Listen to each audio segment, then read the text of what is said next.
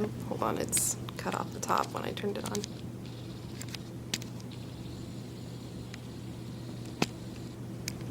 Should I look at you? Just look at the camera, and I'll look at the camera so you don't feel like you have to make eye contact. Okay. If you're fine with that. Okay. Okay, it's good now. Hi, my name is Andrea Hyde. I'm an associate professor with the Educational Studies Department at Western Illinois University.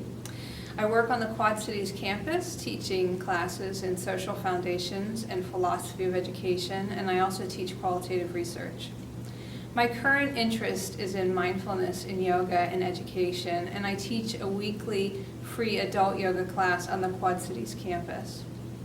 I'm here to talk to you today about how to take care of yourself, in particular as a graduate student. Some of the most recent studies about graduate students reveal that they're suffering from anxiety, depression, and poor sleep. These are all related to stress and the way that we manage stress and regulate our emotions while we're going through periods of work such as academic study. Also, graduate students might also have work and family to balance. So I've created 5 steps just for you, graduate students, in order to regulate your mood and to control your stress. The first one is breathe. Second one is move. The third one is be present. The fourth is be compassionate. And the fifth is be grateful. So let's start by breathing. I conceived of this practice as something that you can do sitting in a chair, but of course you can also get up and move around, or do some of this lying down. So breathing. Start with a deep belly breath, also called 3-part breath. We take a long inhale through the nose, all the way down into the belly, exhaling through the nose. We feel the belly draw in. So the 3 parts to this breath are breathing into the belly, the ribs, and the chest. And then exhaling through the chest, the ribs, and the belly. Everyone breathes, but very few of us take such mindful deep breaths. Practice this every day, at least 5 long breaths, and it should become easier for you to inhale for a longer count and exhale for a longer count. The next is moving. So this is just a little adapted yoga chair sequence that you can do in the office, at home. You can do it standing. You can do some of it lying down. It's specifically geared for people who work at a computer all day or who find themselves in some way sitting most of the day. So we'll start by moving the neck side to side. First we inhale through the nose. Exhale and turn to look over the right shoulder.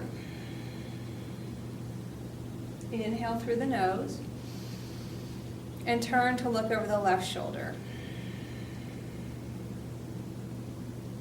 Inhale through the nose and exhale, take the right ear to the right shoulder.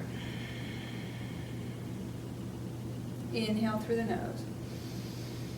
Left ear to left shoulder. Inhale through the nose. Exhale, we'll take our chin to the chest. Inhale through the nose. And take the chin up to the sky. Inhale through the nose. Exhale and release. Now we'll move the shoulders. First forward, up, back, and down. Forward, up, back, and down. And when you get the motion, you can start rolling the shoulders.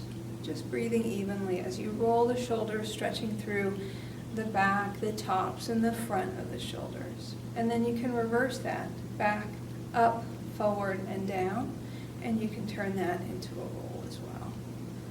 So as you're moving your muscles around, you're bringing blood back into this area, warming up your muscles, and releasing some tension. Now we'll just move side to side, moving the torso. You can do this sitting in the chair, and if you are, you can use the back of the chair to help to twist you. We start by inhaling in the neutral sitting position. Exhale, and we turn the torso to the right side.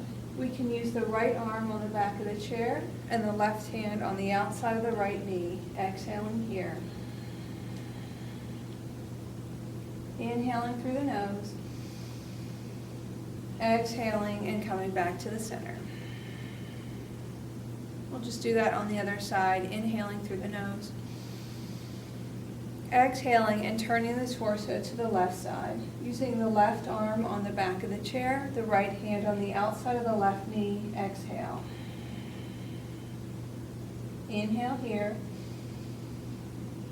exhale back to center. And the last movement, we'll stretch our sides to side. You can do this in a small movement or exaggerate it by extending your arms. Inhale in the center. Exhale and moving the body to the right. You can drop your right arm, you can raise your left arm, and even stretch past the midline of the body. Exhale. Inhale and return to center. Exhale, moving over to the left side of the body. Dropping the arm if you like, raising the right, reaching over. Exhale. Inhale, return to center. And that's a nice seated chair practice. The third tool for taking care of yourself is to be present. When you're breathing and you're moving mindfully and you're aware of this, we say that you're focused in the present. That means you're not planning on what you're going to do in the next hour or tomorrow or in the future, and you're not reflecting on things that have already occurred. You're just aware of what's happening in the present, moment by moment, as it unfolds for you, without making any judgments, just being aware, just noticing. So basic mindfulness meditation usually focuses on the breath. We've already practiced the deep belly breathing. Now draw your awareness just to the body as it breathes normally. You can keep your eyes open or you can close them softly. Inhaling and just noticing how the body moves with the breath.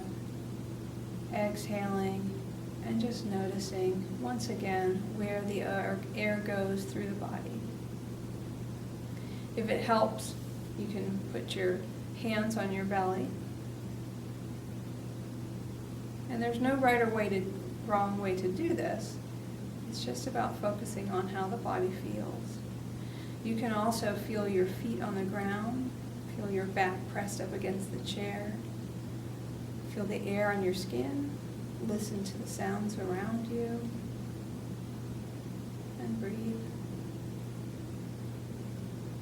And your mind will wander. That's what minds do. When it does, just catch yourself. If you're thinking, say thinking. If you're planning, say planning. If you're rehearsing or remembering, say rehearsing or remembering. Very lightly, just let it go. The fourth step is to be compassionate. And I'll lead you through a practice that we call loving kindness or metta. And this comes from a Buddhist tradition, but it's perfectly fine for secular people to practice as well. This is about directing compassion toward yourself and to those you love, to those people around you that you don't know well, and finally to people who you find difficult. All of this work centers on the self. It doesn't matter if you believe the things that you're saying, but the thing that we do the most is cause damage to ourselves by saying very nasty things to ourselves. So we first have to practice with ourselves. As we soften in this very difficult area, we'll be more compassionate to others. So finding a comfortable place to sit, stand, or lay down, you can keep your eyes open or close them, and think or say to yourself, may I be happy, may I be healthy, may I be safe, may I live with ease. It might help to feel a softening in your heart center as you say these things. Again, you might not believe that at first, but after a while, your brain will start moving toward a more positive mood state. You will feel a little more softer toward yourself. You can repeat this as often as necessary. The next step might actually be easier as you think of someone you love and picture them and feel the way that you feel when you see them. Again, focus on softening around your heart as you say, May she be happy. May she be healthy. May she be safe. May she live with ease. And now think of someone that you know but you feel neutral about. You want to extend them in compassion as well, recognizing them as a human being that's deserving of this kindness. May he be happy. May he be healthy. May he be safe. May he live with ease. And then back to the hard part. Maybe not as hard as directing compassion toward yourself, but still hard. Think of someone who causes you a challenge, someone you might even characterize as not liking very well, but recognizing them as a human being who suffers and deserves to be loved, extend to them the same compassion. May she be happy. May she be healthy. May she be safe. May she live with ease. And as you're practicing this, you might want to add on at the end all beings, including your animal friends, and the beautiful trees and the flowers outside, and the living planet. May all beings be happy. May all beings be healthy. May all beings be safe. May all beings live with ease. And finally, the last tool that I want to share with you is being grateful. Even if you don't feel like you have anything to be grateful for, you can shift to a more positive mood state by listing the things in your life that make your life a little easier. You'll feel better, you'll feel happier, you'll feel less stress, and things will go better for you. I start by making a gratitude list. My list is about 25 items long. So it takes the time to write down the things that you're grateful for. Certainly you want to start with people, but include the things that make your life easy too. On my gratitude list are appliances that make my life easier, cars that get me around to where I want to go, even the access that I have to credit and to a job with benefits. These are things that definitely add more time to my life and make my life easier. And then, of course, my cats, my husband, my students, my parents. So take the time to write down your gratitude list. And then, at the end of the day, instead of going over the things that you didn't get to do, list all the things that you got to do that day. What are the things that you actually accomplished? And then focus on your gratitude list. In the morning, you can start your day with a more positive mood, no matter how grumpy you wake up, how tired you might be, how reluctant you might be to start your day. Focus on your gratitude list.